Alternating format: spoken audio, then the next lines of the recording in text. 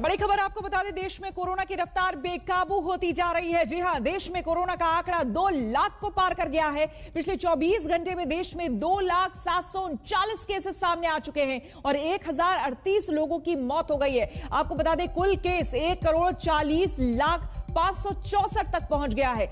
देश में अब एक्टिव केस आज की तारीख में 14,71,877 है। हर दिन आपको बता दें ये केस जो है बढ़ते जा रहे हैं, ये संख्या बढ़ती जा रही है। यूपी, दिल्ली जैसे राज्यों में लगातार केस बढ़ रहे हैं और उधर सिस्टम इलाज के मामले में दम तोड़ता दिख रहा है। नए केस 2 लाख के पार पहुंच गए हैं और 24 घंटे में मौत का आंकड़ा 1000 से ज्यादा।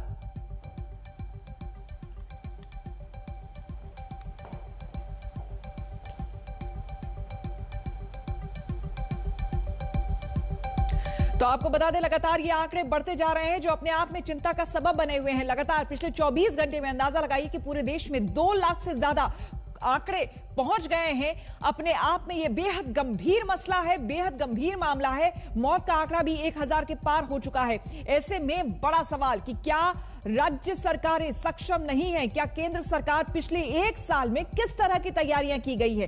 पूरे राज्य में पूरे केंद्र की अगर हम बात करें तो केंद्र लगातार पिछले 1 साल से कहता आ रहा है कि राज्य सरकारें अपने अपने लेवल पर सारी स्थितियों को देखें, समझे, परखें और उस हिसाब से सारी तैयारी करें।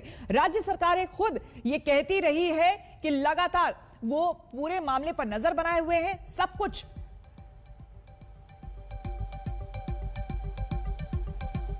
आपको बता दें कि हमारे 2 संवाददाता हमारे साथ जुड़े हैं। ऐश्वर्या पालीवाल हमारे साथ दिल्ली से जुड़े हैं और मुस्तफा शेख मुंबई से। सबसे पहले ऐश्वर्या के पास चलेंगे। ऐश्वर्या, 2 लाख से ज्यादा मामले, दिल्ली में भयावह स्थिति है। क्या लॉकडाउन ही एक विकल्प नजर आ रहा है या फिर वाकई राज्य सरकारें कुछ कर पाएंगी?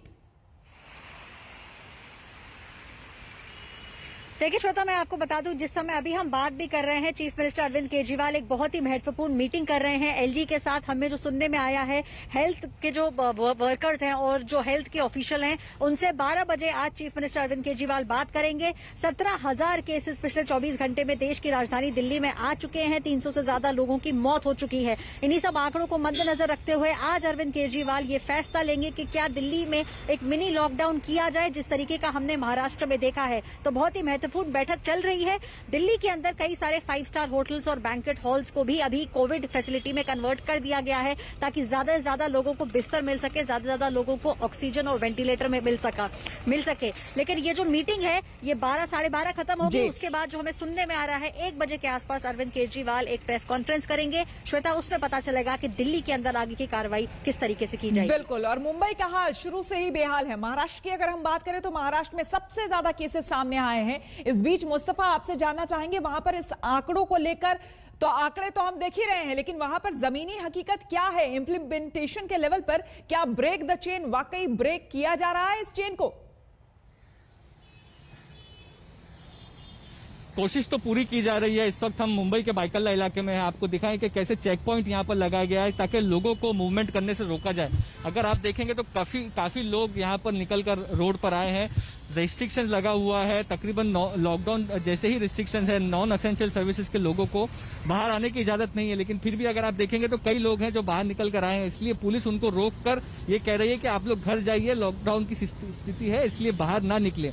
एडमिनिस्ट्रेशन भी हॉस्पिटल बेड्स हो या फिर 5 स्टार होटल्स को हॉस्पिटल बनाया जा रहा है, ताकि जिन पेशेंट्स को सिर्फ ऑब्जर्वेशन में रखना है उनको उन होटल्स में रखा जाएगा, हॉस्पिटल द्वारा मॉनिटर किया जाएगा, जिससे हॉस्पिटल बेड जल्दी खाली होंगे। ये सारे आप कह सकते हैं कि स्टेप्स तो लिए जा रहे हैं, लेकिन जब तक लोग लिए जा रहे हैं, लेकिन नतीजा क्या होगा उसके लिए थोड़ा इंतजार करना होगा। मुस्तफा, आपका और आपका बहुत बहुत शुक्रिया तमाम जानकारी के लिए। हम आपको बता दें कि लगातार ये केसेस बढ़ते जा रहे हैं और इसके मद्देनजर राज्य सरकारें और केंद्र सरकार भी इस पूरे मुद्दे पर नजर बनाए हुए हैं। रुकेंगे यहाँ पर एक छोटे से ब्रेक के लिए, बने रहे हमारे साथ, देखते रहिए आज तक। और इस वक्त की बड़ी खबर आपको बता दें, दिल्ली में वीकेंड पर कर्फ्यू लग सकता है। बड़ी खबर इस वक्त की सामने आ रही है।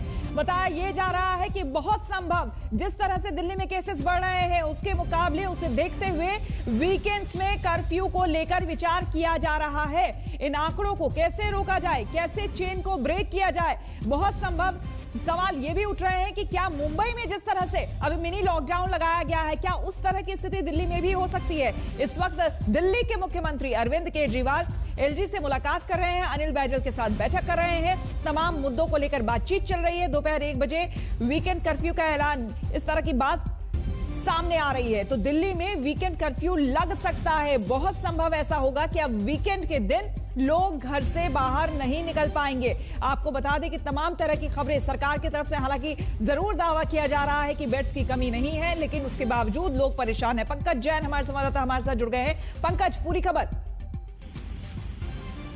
देखिए, जिस तरह से दिल्ली में हालात बिगड़ रहे हैं और देश की राजधानी में बेड्स की कमी भी कई अस्पतालों में सामने आ रही है।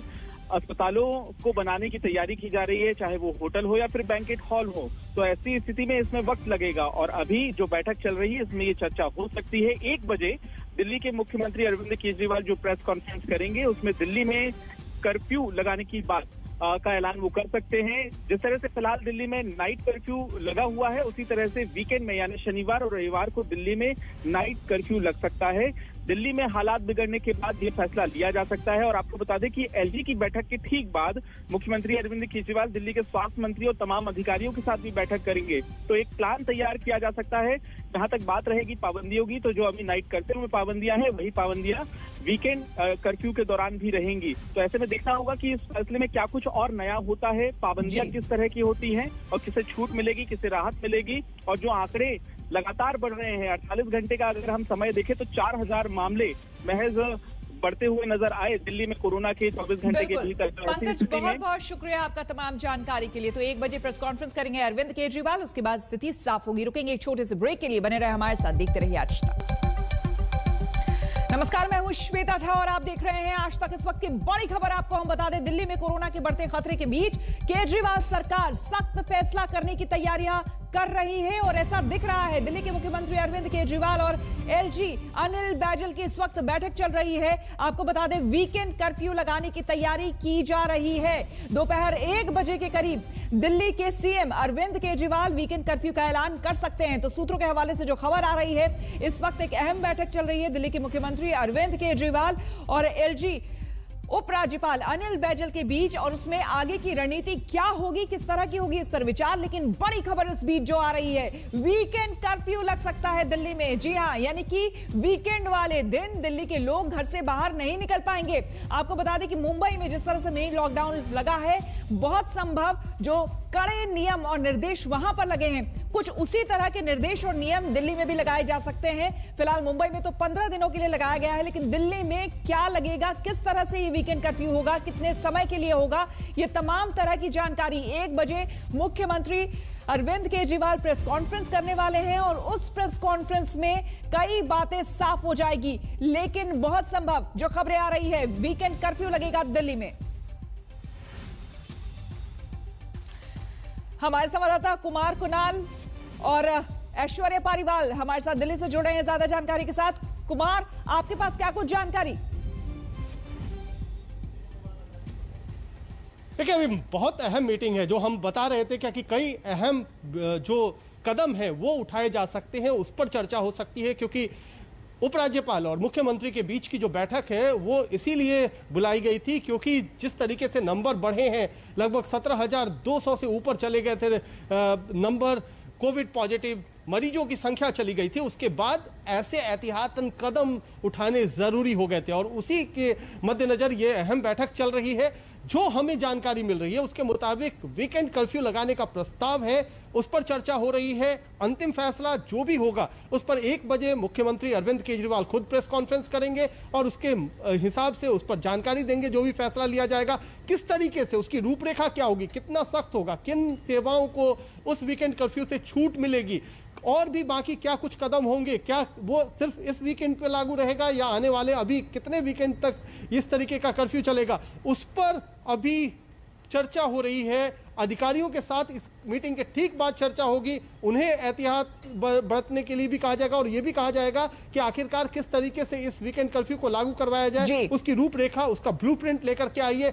1 बजे तैयार रहिए इस घोषणा के लिए। अरविंद केजरीवाल खुद मुखातिब तो होंगे एक मीडिया बजे से तस्वीर लगभग साफ होगी। ऐश्वर्या, आपके पास क्या कुछ जानकारी, क्योंकि लगातार आप लोग ग्राउंड पर रिपोर्ट कर रहे हैं, चीजें देख रहे हैं। जो स्वास्थ्य मंत्री हैं दिल्ली के, लगातार वो कह रहे हैं कि भाई वैसी कमी नहीं है, बेड्स की कुछ कमी की बात उन्होंने जरूर की थी, केंद्र से मांगा भी था, लेकिन हकीकत क्या है? दिल्ली वालों को क्या वाकई में दिक्कत हो रही है? क्योंकि खबरें तो कुछ ऐसी ही आ रही है कि वहां पर बेड्स की कमी है, ऑक्सीजन की कमी हो रही है, डॉक्टर्स की कमी हो रही है, अटेंड नहीं कर रहे हैं लोग। हकीकत क्या? अरे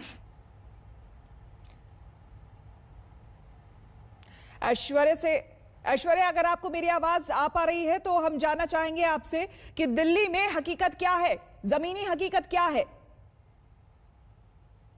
चलिए हम ऐश्वर्या से बात करेंगे, लेकिन उससे पहले हम कुमार आपसे जानना चाहेंगे कि देखिए जो लगातार जिस तरह से खबरें आ रही है, दिल्ली में केसेस लगातार बढ़ रहे हैं और इस तरह का अंदाजा शायद सरकार को भी नहीं वहां पर होगा, लेकिन पूरे साल भर में इन लोगों ने कई दलीलें दी और ये कहा कि हम पूरी तरह से तैयार हैं। फिर सांस क्यों फूलने लगी इतनी जल्दी? देखिए, अब समझना पड़ेगा चुनौती क्या है। चुनौती ये है 18,000 नए मरीज आ रहे हैं। अगर 18,000 मरीज आ रहे हैं, उसमें 5% भी अगर सीरियस हैं तो उसमें से लगभग 900 से 1,000 लोगों को हॉस्पिटल में भर्ती करना पड़ेगा। 13,000 बेड्स अवेलेबल हैं, बढ़ाने के बावजूद 13,000 बेड सरकार के पास अवेलेबल हैं। लगातार जो वेंटिलेटर बेड है उनकी संख्या घटती चली जा रही है, आईसीयू बेड की संख्या घटती चली जा रही है।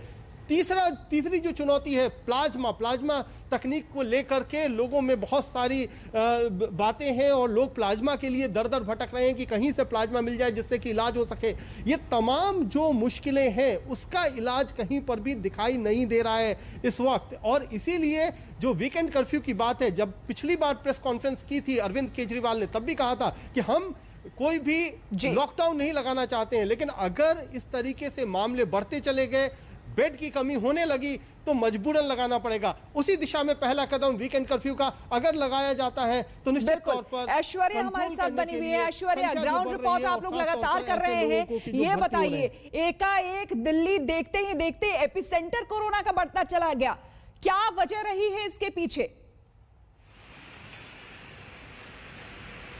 देखिए, सबसे बड़ी वजह ये रही है कि लोग जो हैं उन्होंने ढिलाई देनी शुरू कर दी। कई जगह आपको ऐसे दिखाई देंगे लोग जहां पे या तो मास्क नहीं लगाया है या ठीक से नहीं लगाया है।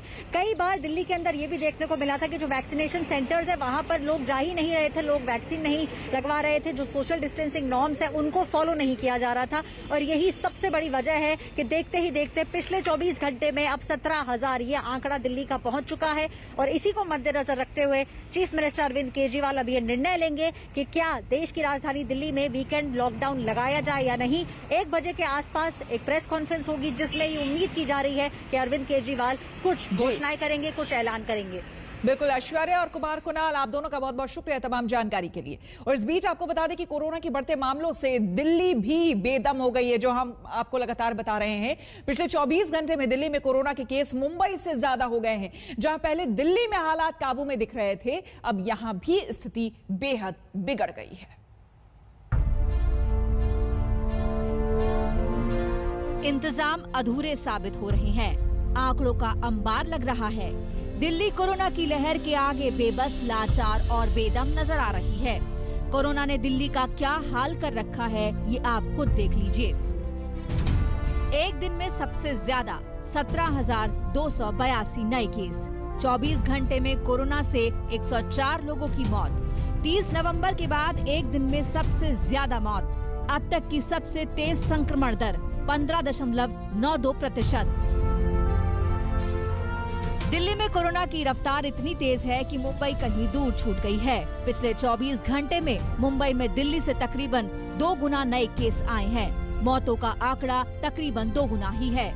पिछले 24 घंटे में दिल्ली में 17,282 नए केस आए, जबकि मुंबई में 9,925 केस आए। 24 घंटे में दिल्ली में 104 लोगों की मौत हो गई, जबकि मुंबई में 54 लोगों की मौत हुई है। कोरोना से दिल्ली का दम घुट रहा है, सांसें अटकी हुई हैं, लेकिन दिल्ली और दिल्ली वालों की रफ्तार रुक नहीं रही है, ना तो सड़कों पर और ना ही कोरोना के मामलों को लेकर के। बुधवार को 17,282 मामले दर्ज हुए हैं, जो कि उससे एक दिन पहले से 13,500 जो मामले आए थे, कहीं लगभग 4,000 ज्यादा हैं। सवाल है कि दिल्ली कोरोना की इस लहर से खुद को कैसे बचाएगी? क्या दिल्ली में लॉकडाउन लगाने की नौबत आ गई है? लॉकडाउन से कोरोना को खत्म नहीं किया जा सकता।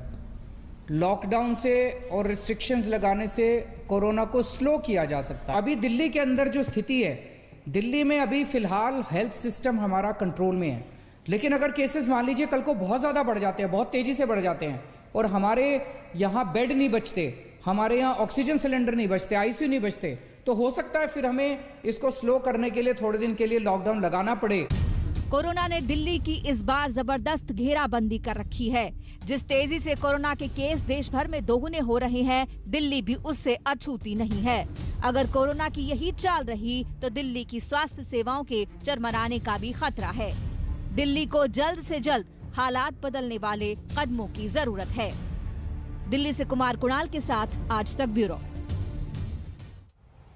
दिल्ली के कोरोना केस में सबसे ज्यादा योगदान महाराष्ट्र का है। आपको बता दें कि महाराष्ट्र में बीती रात से धारा 144 लग गई है। लॉकडाउन ना लगाते हुए भी सख्त पाबंदियां शुरू हो गई है। ऐसे में बड़ा सवाल यह है कि क्या इन पाबंदियों से कोरोना के संक्रमण को रोका जा सकेगा? कहते हैं जैसे जैसे रात चढ़ती है, मुंबई शहर में जिंदगी भी जवां होती है, लेकिन कोरोना काल ने मुंबई की जिंदगी को बदल कर रख दिया है। अब शाम ढलने का मतलब है लौट आओ अपने अपने घर। कल रात 8 बजे से पूरे महाराष्ट्र में धारा 144 लागू हो चुकी है। जरूरी काम के अलावा अनावश्यक बाहर निकलने की मनाही है। सरकार ने इसे नाम दिया है ब्रेक द चेन। इस वक्त हम मुंबई के सबसे फेमस गेटवे ऑफ इंडिया पर मौजूद है। टूरिस्टों से खचाखच भरा हुआ ये जो गेटवे ऑफ इंडिया रहता था, आज देखिए किस तरीके से पूरा वीरान पड़ा हुआ है। कोई यहाँ पर मौजूद नहीं है। सिर्फ मुंबई पुलिस के ऑफिसर्स आपको देखेंगे। ये देखिए पूरी जो पेट्रोलिंग है अब वो शुरू हो चुकी है। ये रास्ता देखिए, यहाँ पर लोगों की भारी भीड़ होती थी, ये पूरा रास्ता अब पूरा सन्नाटे में तब्दील हो चुका है। कोई यहाँ पर मौजूद नहीं है। मुंबई पुलिस के जो लोग हैं वो अब जगह जगह पर तैनात है। जो भी पब्लिक प्लेसेस है, ऐसे मुंबई में फेमस पब्लिक प्लेसेस है, वहां पर मुंबई पुलिस की जो पेट्रोलिंग है वो बढ़ा दी गई है।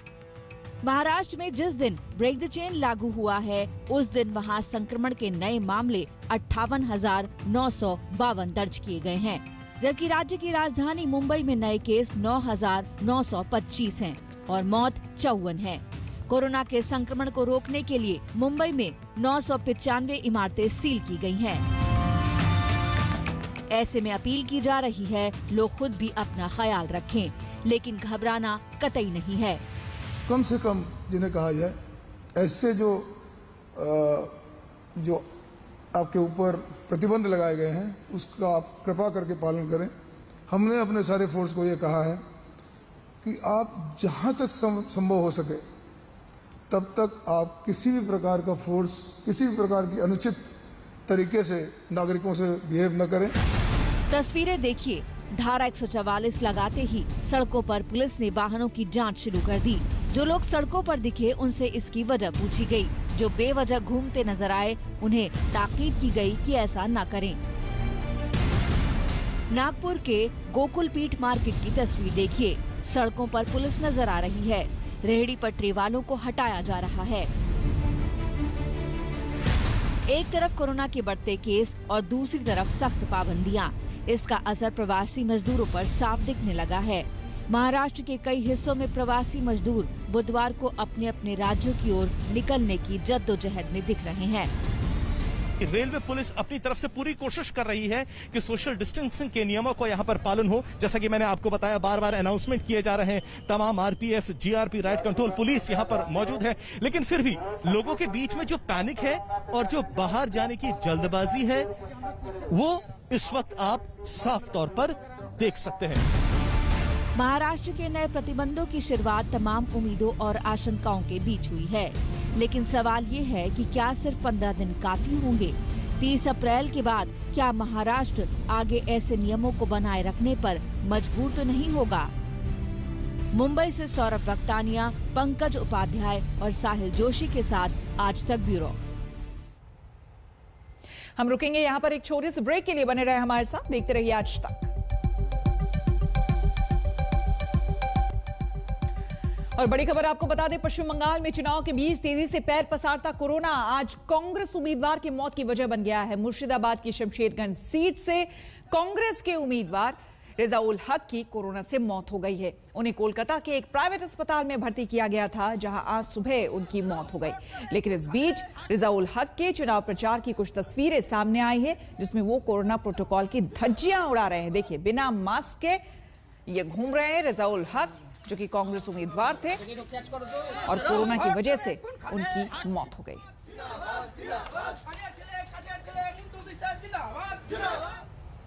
हमारे लिए वक्त हो गया है एक और छोटे से ब्रेक का। बने रहे हमारे साथ, देखते रहिए आज तक। नमस्कार, मैं हूं अंजना ओम कश्यप। हमें उम्मीद है ये वीडियो आपको पसंद आया होगा। लेटेस्ट खबरों के लिए यूं ही देखते रहिए आज तक, और इस वीडियो के पसंद आने पर लाइक, शेयर एंड सब्सक्राइब करना ना भूलें।